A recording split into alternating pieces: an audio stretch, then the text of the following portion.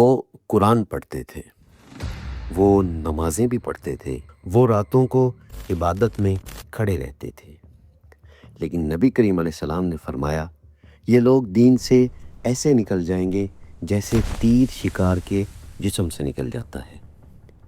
یہ کوئی عام گروہ نہیں تھا، یہ وہ لوگ تھے جنہوں نے صحابہ کرام کو کافر کہا، نعوذ باللہ۔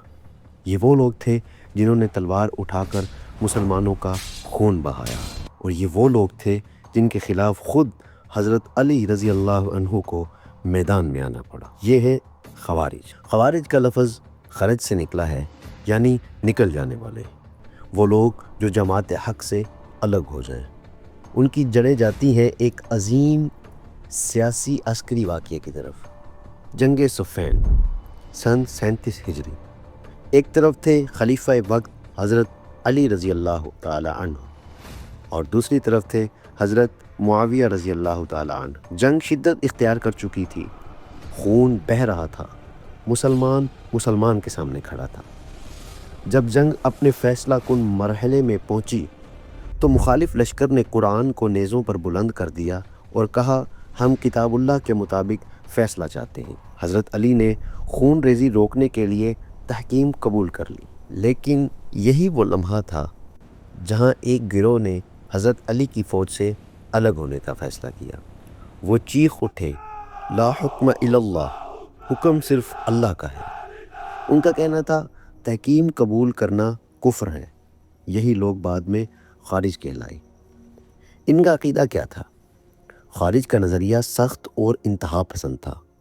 جو بڑا گناہ کرے وہ کافر ہے، جو ان کے نظریے سے اختلاف کرے وہ کافر ہے، جو تحکیم قبول کر لے وہ بھی کافر ہے، اور جو ان کی بیعت نہ کرے وہ واجب القتل ہے۔ وہ قرآن کی آیات کو ظاہری معنی میں لیتے مگر سیاق و سباق اور سنت کو نظر انداز کر دیتے۔ ان کی عبادت بہت زیادہ تھی لیکن فہم دین کمزور۔ نبی کریم صلی اللہ علیہ وآلہ وسلم نے ان کے بارے میں واضح خبر دی تھی۔ صحیح احادیث میں آتا ہے کہ ایک قوم نکلے گی، تم اپنی نمازوں کو ان کی نمازوں کے مقابلے میں حقیر سمجھو گے، لیکن وہ دین سے ایسے نکل جائیں گے جیسے تیر شکار سے نکل جاتا ہے۔ ایک روایت میں فرمایا وہ قرآن پڑھیں گے لیکن قرآن ان کے حلق سے نیچے نہیں اترے گا، اور فرمایا وہ جہنم کے کتے ہوں گے۔ یہ الفاظ شدت کو ظاہر کرتے ہیں کیونکہ وہ ظاہری عبادت کے باوجود خون ریزی اور تکفیر کے راستے پر تھے۔ نہروان کا میدان، گرم ریت، ہوا میں بارود کی بو۔ ایک طرف وہ لوگ جن کی پیشانیوں پر سجدے کے نشان تھے، اور دوسری طرف وہ ہستی جس کے بارے میں رسول اللہ صلی اللہ علیہ وآلہ وسلم نے فرمایا تھا علی حق کے ساتھ ہے اور حق علی کے ساتھ ہے۔ یہ صرف ایک جنگ نہیں تھی، یہ دین کی تعبیر کی جنگ تھی۔ فہم اور شدت کے درمیان جنگ تھی، اعتدال اور انتہا کے درمیان فیصلہ تھا۔ فتنہ پھیل چکا تھا۔ تحکیم کے بعد جب خوارج الگ ہوئے تو وہ عراق میں ایک مقام پر جمع ہوئے جسے نہروان کہا جاتا ہے۔ یہ جگہ کوفہ اور بغداد کے درمیان واقع تھی، دجلہ کے قریب ایک اسٹریٹجک مقام۔ انہوں نے یہاں اپنا کیمپ لگایا اور اعلان کیا علی نے کفر کیا ہے، نعوذ باللہ، اور معاویہ نے کفر کیا ہے، جو ان کے ساتھ ہے وہ بھی کافر ہے۔ ان کا نعرہ تھا لا حکم الا اللہ، لیکن حضرت علی نے فرمایا یہ کلمہ حق ہے مگر اس سے باطل مراد لیا جا رہا ہے۔ شروع میں وہ صرف نظریاتی اختلاف رکھتے تھے، لیکن جلد ہی انہوں نے تلوار اٹھا لی، یعنی خارج نے۔ راستوں پر مسافروں کو روکنا شروع کیا، پوچھتے علی کے بارے میں کیا کہتے ہو؟ اگر جواب ان کے مطابق نہ ہوتا تو قتل کر دیا جاتا۔ سب سے ہولناک واقعہ تب تھا جب حضرت عبداللہ بن خباب رضی اللہ تعالیٰ عنہ کا قتل ہوا۔ انہوں نے انہیں پکڑا، قرآن کی تلاوت کروائی، پھر بے دردی سے شہید کر دیا، حتیٰ کہ ان کی حاملہ بیوی کا پیٹ چاک کر دیا۔ یہ وہ لمحہ تھا جب یہ اختلاف بغاوت میں بدل چکا تھا۔ خلافت کا تقاضا یہ تھا کہ امن بحال کیا جائے۔ حضرت علی نے فوراً جنگ کا اعلان نہیں کیا، انہوں نے پہلے مذاکرات کیے۔ انہوں نے فرمایا تمہارے ہمارے درمیان 3 حقوق ہیں۔ پہلا، ہم تم سے جنگ شروع نہیں کریں گے۔ دوسرا، تمہیں بیت المال سے محروم نہیں کریں گے۔ جب تک تم فساد نہ کرو ہم تم پر ہاتھ نہیں اٹھائیں گے۔ پھر انہوں نے عبداللہ بن عباس رضی اللہ تعالیٰ عنہ کو مناظرے کے لیے بھیجا۔ ابن عباس نے قرآن سے دلائل دیے، سمجھایا کہ تحکیم کفر نہیں۔ صحابہ کرام کے فیصلے کی مثالیں دیں۔ تقریباً 2000 خوارج واپس لوٹ آئے، لیکن ایک سخت گیر گروہ ڈٹا رہا۔ جب خارج نے قتل و غارت جاری رکھی تو حضرت علی نے فوج جمع کی۔ تعداد مختلف روایات میں مختلف ہے۔ حضرت علی کے لشکر میں تقریباً 14 سے 20 ہزار تک افراد تھے۔ خوارج تقریباً 3 سے 4 ہزار کے درمیان تھے، لیکن خوارج کے پاس ایک چیز تھی: شدید جذبات۔ حضرت علی میدان میں آئے، انہوں نے پکارا، جو شخص ہمارے خلاف تلوار نہ اٹھائے وہ محفوظ ہے، جو واپس آ جائے اسے امان ہے۔ روایات کے مطابق 500 سے 800 افراد نے میدان چھوڑ دیا۔ اب باقی رہ گئے 2800 سے 3000۔ خوارج نے حملہ کیا۔ ان کی حکمت عملی تھی تیز، براہ راست اور بے خوف حملہ۔ وہ موت سے نہیں ڈرتے تھے، وہ اسے جنت کا راستہ سمجھ رہے تھے۔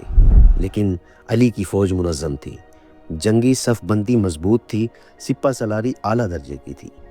حضرت علی نے حکم دیا، تیر انداز پہلے حملہ کرے، پھر نیزہ بردار آگے بڑھے۔ چند ہی لمحوں میں خوارج کی صفیں ٹوٹ گئیں۔ جنگ زیادہ دیر نہ چلی۔ روایات کے مطابق تقریباً تمام خوارج مارے گئے، 2800 تک ہلاک ہوئے، باقی زخمی یا فرار ہو گئے۔ حضرت علی کی فوج سے تقریباً 10 سے 15 افراد شہید ہوئے۔ یہ واضح فتح تھی۔ روایات میں آتا ہے کہ نبی علیہ السلام نے فرمایا تھا کہ خوارج میں ایک شخص ایسا ہوگا جس کا بازو ناقص ہوگا اور وہ پہچان کی علامت ہوگا۔ جنگ کے بعد حضرت علی نے لاشوں میں اس شخص کو تلاش کروایا۔ آخر کار وہ ملا۔ اس کا بازو غیر معمولی شکل کا تھا۔ حضرت علی نے اللہ اکبر کہا اور فرمایا، اللہ کے رسول نے سچ فرمایا تھا۔ فتح کے بعد حضرت علی خوش نہ تھے۔ انہوں نے فرمایا، تم نے اپنے بھائیوں کو قتل کیا، کیونکہ وہ انہیں مرتد نہیں سمجھتے تھے بلکہ گمراہ مسلمان سمجھتے تھے۔ انہوں نے ان کی لاشوں کو دفن کرنے کا حکم دیا، مال غنیمت لینے سے منع کیا اور قیدی بنانے سے منع کیا۔ یہ فرق تھا باغیوں سے لڑائی اور کفار سے جنگ میں۔ لیکن فتنہ ختم نہ ہوا تھا۔ جو بچ نکلے وہ خاموش نہ بیٹھے، انہوں نے بدلہ لینے کی قسم کھائی۔ چند سال بعد ایک خوارج عبد الرحمن ابن ملجم نے فجر کی نماز میں زہر آلود تلوار سے وار کیا۔ جب حضرت علی کو تلوار سے زخم لگایا گیا تو حضرت علی کے تاریخی الفاظ تھے کہ رب کعبہ کی قسم، آج میں کامیاب ہو گیا۔ حضرت علی نے فرمایا، اگر میں زندہ رہا تو خود فیصلہ کروں گا، اور اگر شہید ہو گیا تو ایک ہی بار کا بدلہ لینا۔ جنگ نہروان صرف عسکری فتح نہیں تھی، یہ ایک فکری اعلان تھا۔ پیغام یہ تھا، دین کا نام لے کر بغاوت قبول نہیں، تکفیر کا دروازہ کھولنا خطرناک ہے، شدت پسندی امت کو توڑ دیتی ہے، حکمت کے بغیر عبادت گمراہی بن سکتی ہے۔ نہروان کا میدان آج خاموش ہے، لیکن اس کی ریت میں ایک سبق دفن ہے۔ دین صرف نعرہ نہیں، صرف عبادت نہیں، صرف جوش نہیں، دین فہم ہے، عدل ہے، اعتدال ہے۔ جب دین سے توازن نکل جائے تو وہی عبادت فتنہ بن جاتی ہے، اور یہی خوارج کی کہانی ہے۔ امید کرتا ہوں کہ آج کی ویڈیو آپ کو پسند آئی ہوگی۔ اگر آپ مزید ایسی ویڈیوز دیکھنا چاہتے ہیں تو آپ ہمارے چینل کو سبسکرائب کریں اور ویڈیو کو لائک کر دیں اور کمنٹ میں مور لکھ دیں تاکہ ہمارا حوصلہ بڑھا رہے اور ہم اس طرح کی مزید ویڈیوز آپ کے لیے لاتے رہیں۔